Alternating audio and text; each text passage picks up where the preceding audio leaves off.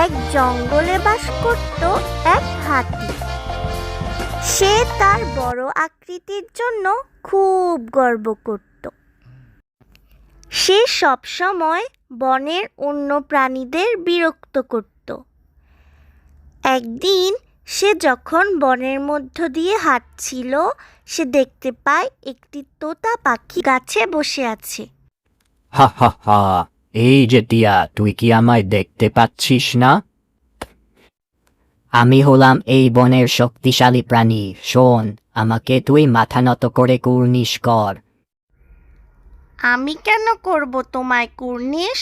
তুমি কি এই বনের রাজা? করবি না তুই কুর্নিশ? দাঁড়া দেখ আমি তোর কি অবস্থা করি।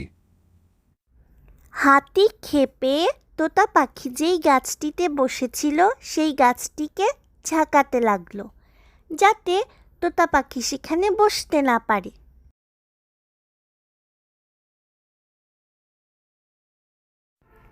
হাতি আবার এগিয়ে গেল। প্রতিদিনের মতো সে নদীর জল খেতে গেল। নদীর তীরে থাকত ছোট্ট একটি পিঁপড়ে। হাতি যখন পানি খাচ্ছিল, একটি পিঁপড়ে তার পিঠে কিছু একটা নিয়ে আসতে লাগলো। হাতি এই দেখে পিঁপড়েটিকে জল দিয়ে ভিজিয়ে দিল। তখন পিঁপড়েটি বলল, হাতি, তোমায় এই শক্তি নিয়ে তোমায় খুব গর্ব, তাই না? আমি তোমায় একদিন উচিত শিক্ষা দেব।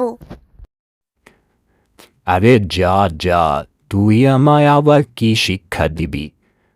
এক রুটি পিঁপড়ে, তোকে তো আমি পা দিয়েই পেশে ফেলবো। যা পালা এখান থেকে। পিঁপড়ে সেখান থেকে চলে যায়। একদিন পিঁপড়ে যখন খাবারের খোঁজে বের হলো, দেখলো হাতি সেখানে শুয়ে আছে।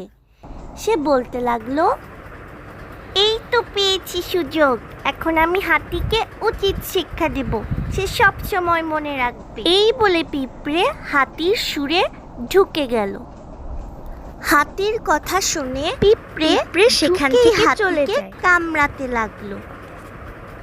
ওহো, আমাকে ছেড়ে দাও, আমি তোমার সঙ্গে আর কখনো এমন পিঁপড়ে করব না। থামলো না, সে আরো জোরে কামড়াতে লাগলো।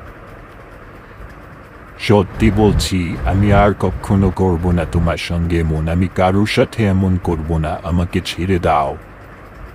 ছেড়ে দিব, তবে এক শর্তে, তুমি আর কখনো বনের পশুদের সঙ্গে খারাপ ব্যবহার করবে না। ঠিক আছে, আমি তোমার এই শর্তে রাজি। আমি বনের পশু পাখিদের কিচ্ছু করব না। আচ্ছা, শর্তটা যেন তাহলে তোমার সুর থেকে চলে যাচ্ছি।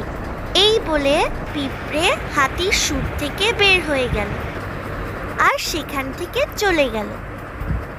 ছোট বলে কাউকে অবহেলা করা উচিত নয়। বন্ধুরা, তোমরাও কাউকে অবহেলা করো না, না হলে আমার মতো অবস্থা হবে।